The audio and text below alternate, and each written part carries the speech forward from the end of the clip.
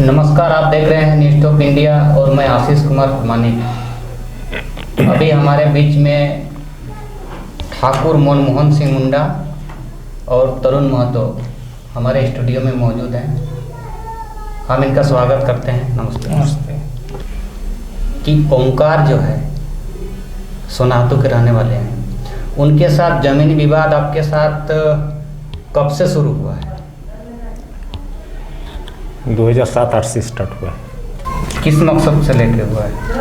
ये जमीन मेरा खतियानी बकास्त लैंड है और चूँकि ये नाजायज़ तरीक़ा से लिए थे, इसलिए हम 71A के माध्यम से आपस करने का केस दायर किए।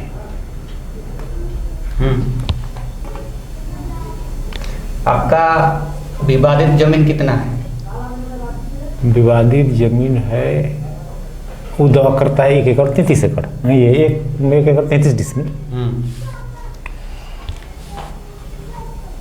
जिसमें कि 1 एकड़ का वो सरकारी रसीद पंजीटू के आधार में दिखाता है, 33 डिसमिल का नहीं दिखाता है।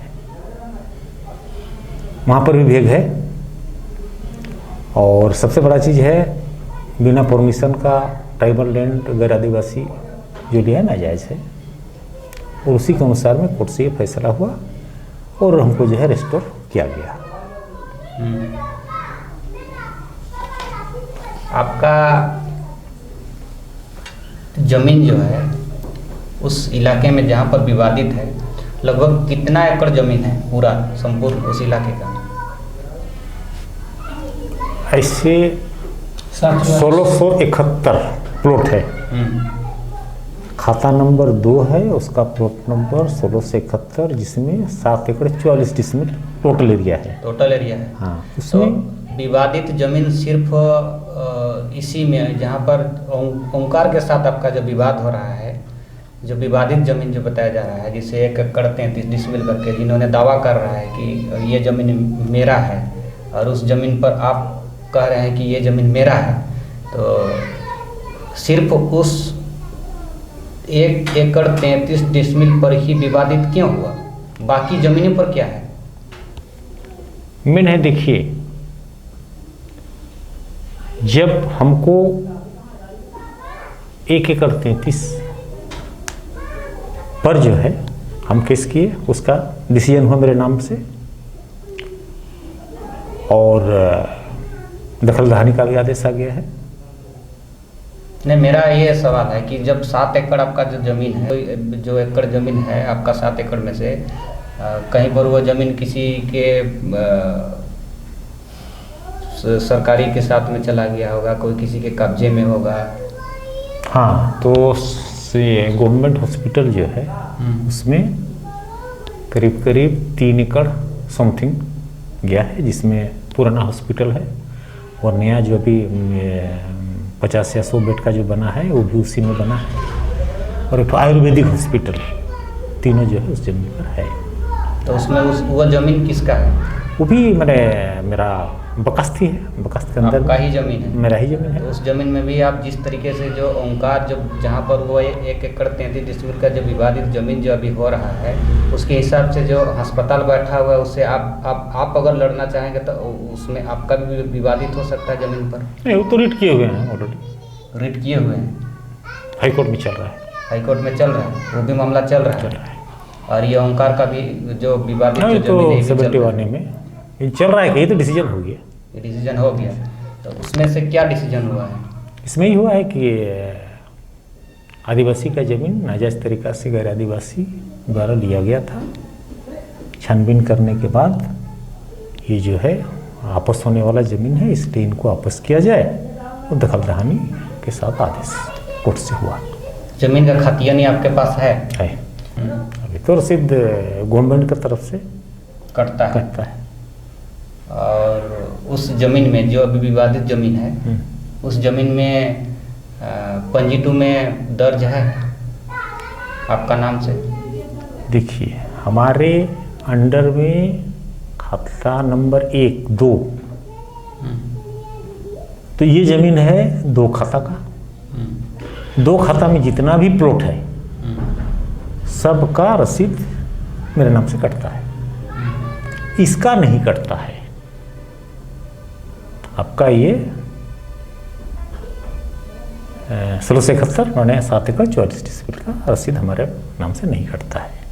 नहीं कटता नहीं कटता है। तो अभी जिस तरीके से जैसे जमीन विवाद को लेकर जिस तरीके से मामला दर्ज हुआ और उसके बाद कोर्ट तक पहुंचा, तो अभी का प्रक्रिया में इसमें क्या हुआ है? इसमें ही हुआ है कि हमारा जो है जब ये एंट्री नहीं था, इसको एंट्री कराने के लिए हमको 71 ने फाइल करना पड़ा और उसके आधार पर हमको जो है जेन्युइन फैसला मिला। इसमें आपका क्या फैसला मिला है? फैसला आप देख लीजिए।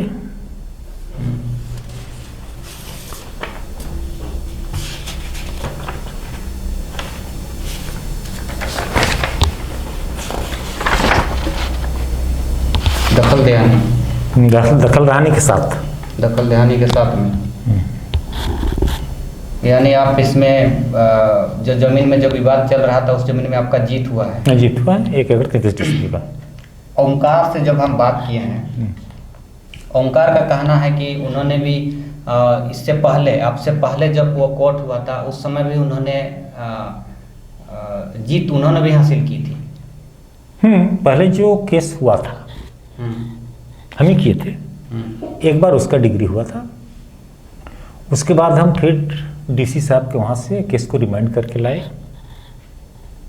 फिर यहाँ पर चला, एसडीओ कोर्ट में ही चला और एसडीओ कोर्ट में छानबीन करने के बाद वो मेरे फेवर में फैसला हुआ। नहीं, जब पहले इसमें तो आपका दखल दहानी मिला है। हाँ। लेकिन उससे पहले तो दखल दहानी उनको मिला था। हाँ, जब फैसला जिसके नाम से होता है उसी के नाम से दखल दहानी भी होता है। तो पहले आप जब हुआ था केस उस समय आप हारे थे, हाँ। उस समय उन्होंने जीता था। हाँ, अभी आपका जीत हुआ है। अभी हम उसी जमीन में जिस जमीन में आप हारे थे उसी जमीन में फिर अभी जो है जीत हुआ है। जिस कोर्ट में एसडीओ कोर्ट से एक बार हम जीते, फिर वो अपील में गया एसी कोर्ट का भी फैसला मेरे फेवर में है। अभी है जिसमें कि दखल दहानी का पूरा आदेश दिया गया, प्राप्त हुआ है। इसमें से आपको दखल दहानी वहाँ पर प्रशासन आपको दिला के जमीन को हैंडओवर कर देना है। हाँ, कर देना है। अभी तक सीओ साहब से जो स्थानीय जो सीओ है उनसे आप मुलाकात किए होंगे, एसडीओ साहब से मुलाकात किए होंगे? नहीं, एसडीओ साहब से नहीं, सीओ साहब से मिले हैं। क्या कुछ बात हुआ है? पहले तो बोले थे कि ठीक है हम जल्दी ही करेंगे, लेकिन फिर जब सेकंड बार हम मीट किए तो बोले कि नहीं, 90 दिन के बाद हम दखल दहानी देंगे। तो जब 90 दिन के पार हो गया तब हम जा कर के फिर एसी साहब के वहाँ पर फिर दरखास्त दिए, मूव किए। मूव करने के बाद उन्होंने दिनांक 29/10/2020 को विषय में एसीआर अपील बात संख्या 1/2019-20 में पारित आदेश का अनुपालन के संबंध में करके लिखे हैं और इस कार्यालय का ज्ञापन 1497 दिनांक 31/7/2020। इसमें उन्होंने सीओ साहब को डायरेक्शन दिए हैं कि उपर्युक्त विषयक प्रसंगनीय पत्र के संबंध में कहना है कि औदहस्ताक्षरी के न्यायालय के एसीआर अपील बात संख्या 1/2019-20 में पारित आदेश के अनुपालन की सूचना अभी तक आपसे अप्राप्त है। अपीलकर्ता श्री ठाकुर मनमोहन सिंह मुंडा द्वारा न्यायालय में आवेदन देकर सूचित किया गया है कि उन्हें वादग्रस्त भूमि पर दखल दहानी नहीं कराई गई है। अतः प्राप्त आवेदन की छायाप्रति संलग्न करते हुए निर्देश दिया जाता है कि यदि सक्षम न्यायालय द्वारा स्थगन आदेश पारित नहीं किया गया हो तो 1 सप्ताह के अंदर इस न्यायालय के विषयांकित बाद में पारित आदेश के अनुपालन करते हुए और औदहस्ताक्षरी को अवगत कराएं। ये डीसी साहब का डायरेक्शन कि 1 हफ्ते के अंदर में दखल दहानी कराने का आदेश दिए हैं। लेकिन हमको संदेह है कि इस 1 हफ्ते के अंदर में भी हो ना हो। ऐसा संदेह क्यों लग रहा है? चूँकि जब ये आदेश उतना दिन पहले का है और दखल दहानी का पावर वहाँ पर सीओ साहब और प्रशासन का है, तो जब तक ये लोग ध्यान नहीं देंगे दखलदारी नहीं हो पाएगा। इसलिए हमको जब इतना दिन नहीं हुआ है तो हमको नहीं लग रहा है कि एसी साहब का ये 1 हफ्ता का जो आदेश है कामयाब हो जाए। हो जाता है तो अच्छी बात है। देखिए, आपको जीत कोर्ट से मिला है तो दखलंदाजी तो प्रशासन तो दिलाएगी, क्योंकि कागज की बात है यहाँ, तो कागज से ही सब कुछ होता है। प्रमाण है आपके पास में, आपका तो हक है कि कहीं ना कहीं हमारा जीत कोर्ट से हुई है तो हमको दखल दिलानी चाहिए। लेकिन सबसे बड़ा सवाल इसमें है कि पहले बार में जिस समय आप केस लड़े थे उस समय कहीं ना कहीं आपके साथ चूक हो गया था जिसमें से आप हार गए थे। तो उसमें कौन ऐसा चूक हो गया था जिसमें से आप हार गए थे? हाँ, उसका जब आप जजमेंट देखिएगा तो जजमेंट में क्लियर हो जाएगा कि वो किस ढंग का जजमेंट दिया गया था। अभी तो जजमेंट मेरे पास में नहीं है, लेकिन जजमेंट में आप पढ़ते तो उसको क्लियर हो जाते कि आपका ये वर्तमान जो आपका एसडीओ साहब का आदेश है वो है। बाद में फिर एसी साहब का अलग है, लेकिन ये एसडीओ साहब का ऐसा ही आदेश फिर एक ठो था जिसमें कि उसके फेवर में था। वो 1-2-3 लाइन पर था वो। अच्छा, इसमें ठाकुर मनमोहन सिंह मुंडा वादी आवेदक बनाम ओंकार प्रसाद महतो प्रतिवादी बनाम ठाकुर भूतनाथ सिंह मुंडा इंटरवेनर बनाम श्री कृष्ण सिंह मुंडा इंटरवेनर।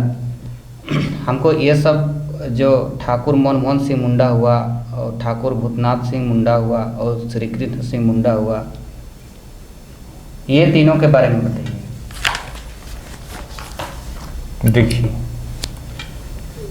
ये जो लड़ाई है ख्योट नंबर 2 का, ख्योट नंबर 2 जब आप खतियान देखिएगा तो वहाँ पर ठाकुर हृदयनाथ सिंह, वल्द ठाकुर बलराम सिंह, कोम मुंडा, साकिन सोनातु दर्ज है। तो अब उस ख्योट का उत्तराधिकारी कोर्ट का फैसला के अनुसार में ठाकुर मनमोहन सिंह मुंडा हैं। ख्योट नंबर 2 का सवाल जहाँ तक है उसका उत्तराधिकारी ठाकुर मनमोहन सिंह मुंडा हैं, और इसीलिए ठाकुर मनमोहन सिंह मुंडा इस जमीन को वापस करने के लिए केस किए थे। अब ये जो भूतनाथ सिंह है और श्री कृष्ण सिंह है, श्री कृष्ण सिंह मेरा अपना सहोदर भाई है, और वो जो है वो ऐसे बड़े वो भी खानदान का भाई लगता है। लेकिन इन लोग का ख्योट नंबर 2 में किसी प्रकार का अधिकार नहीं बनता है। हम लोग का मुंडारी कस्टमरी राइट में लॉ ऑफ दी प्रोविग्नेचर, बड़ा मालिक छोटा खरपोश का जजमेंट ऑलरेडी टाइटल सूट में आ चुका है, टाइटल अपील में भी आ चुका है, हाई कोर्ट सेकंड अपील में भी आ चुका है कि जो बड़े हैं वो मालिक होंगे, बाद बाकी खरपोश पाएंगे। इस तरह से ख्योट नंबर 2 का और इस विवादित जमीन में ये दोनों का एक प्रकार का राइट नहीं बनता है। हमारी इच्छा पर डिपेंड करेगा, वो लोग का कानूनी राइट नहीं बनता है। इसमें आपका ही सर्वाधिक राइट बन रहा है, लेकिन इन लोग भी इस जमीन का दावा कर रहा है, लेकिन वो तो कानून का वाला प्रक्रिया है। अगर वो लोग का राइट हो और प्रतिवादी सिर्फ ओंकार प्रसाद महतो है प्रतिवादी। हाँ। और इसमें आवेदक हैं ठाकुर मनमोहन सिंह मुंडा, आप हैं। हाँ, जो कि ख्योट नंबर 2 बाकी जो ठाकुर भूतनाथ सिंह मुंडा और श्री कृष्ण सिंह मुंडा, ये लोग भी उस जमीन का मैंने दावा कर रहा है, लेकिन ये लोग ख्योट 2 का मालिक नहीं है। जो ख्योट नंबर 2 का मालिक बनेगा वही इस जमीन का मालिक होगा, और ख्योट नंबर 2 का मालिक एक ही आदमी बनेगा। यहाँ पर 3 दावेदार देख रहे हैं, 3 में से एक ही ख्योट नंबर 2 का मालिक होगा। वर्तमान में हम हैं, अगर वो लोग लड़ करके ख्योट नंबर 2 का मालिक बन पाएगा तो वो लोग उसका हकदार हो सकता है। तो हमारे साथ में अभी जो बातचीत कर रहे थे ठाकुर मनमोहन सिंह मुंडा जी के साथ में बातचीत कर रहे थे, और साथ में हमारे साथ में तरुण महतो जी भी हैं। तो तरुण जी बताइए कि ओंकार के साथ में पल जो गुजरा है उनके साथ कैसा रहा था? उस समय मेरे साथ में अच्छा ही रहता था, और हम लोग एक रूम में रहते थे, अच्छा से रहते थे। बल्कि हम कॉलेज जाते थे, हम 1 किलो दूध लेते थे, तो जब लेट हो जाता तो मेरा दूधो पी जाता था। साथ में रहते थे? एकदम एक रूम में रहते थे, एक घरे में रहते थे? एकदम एक घर में रहते थे, छुट्टियाँ में रहते कितना दिन तक रहते थे? हम लोग करीब 4 साल तक थे, 4-5 साल तक थे, लॉज में थे। उसके बाद में चल आए घर। तो थोड़ा थोड़ा मेरे तो घर में होता ही है, लेकिन एक रोज का बात हुआ कि गाली गलौज अंदाजी उसका बीवी देने लगी, तो बहू हम कैसे बोलेंगे तुमको ऐसा नहीं करना चाहिए, कर अपने विचार होना चाहिए। यही बात को लेकर के बातचीत नहीं होती है। और दूसरी बात है कि हम इनके साथ ठाकुर मनमोहन सिंह के साथ घूमते हैं, बैठते उठते हैं, नाश्ता करते हैं, कहीं बैठते उठते हैं। एक मनुष्य के साथ नहीं बैठेगा तो किसके साथ बैठेगा? ओंकार का घर और आपका घर तो सटा सटा हुआ है, तो बातचीत नहीं होगा तो हम उसके साथ कैसे बैठेंगे बताइए? हम भी तो पहले जाते आते थे, सब कुछ किए हैं, शादी ब्याह तक हम ही करवा दिए हैं। उसके घर कोई नहीं जाता था भैया तो लोग, हम खुद इनको करवाए, इनका बहन को करवाए, एक साथ में करवाए, एक साथ में करवाए। लोग का मामला थाना तक पहुंचा था? हाँ पहुंचा था। अपने फर्स्ट पार्टी वही होता है हर समय। क्यों विवादित क्यों? वो खाली कुछ और विवाद नहीं, खाली इनके साथ घूमते हैं, ठाकुर मनमोहन के साथ घूमते हैं, इसीलिए झूठ मूठ का आरोप लगाता है। और क्या? जमीन ने एक बार बाउंड्री को लेकर भी मामला आया था? बाउंड्री को लेकर मामला आया था। देखिए बाउंड्री जब मामला जब आया तो उसको हम लोग छोड़ दिए थे, हम लोग नहीं करेंगे, उसको खाली ही रहने देते हैं। कोई आएगा जाएगा बैठेगा, किसका बकरी घुस जाएगा क्या हो जाएगा, तो छोड़ देते हैं। एक रोज इसी तरह से हम लोग ड्यूटी में थे और उस समय प्रभारी थे अमरदीप और वीडियो साहब भी थे। मैं वहाँ से फ़ोन किया राहे से कि देखिए मेरा घर में ऐसा हो रहा है, जाइए। तो वो थे हरी माकू आसपास थे, फोर्स तो उन्होंने भेजा, लेकिन वो लोग झूठ मूठ का बढ़ा दिया है, कुछ नहीं हो रहा है, वो तो अपने जमीन पर काम और ठीक है, अपने जमीन पर काम जाने दीजिए।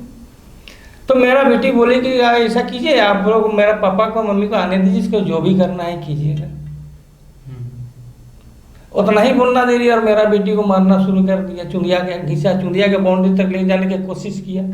तो एक भाई था जो कि मेरा स्कूल के अंदर ही कचौड़ी बच्चे के लोग के चॉकलेट वॉकलेट देता था, देखा तो दौड़ के ले आया उसको खींच करके।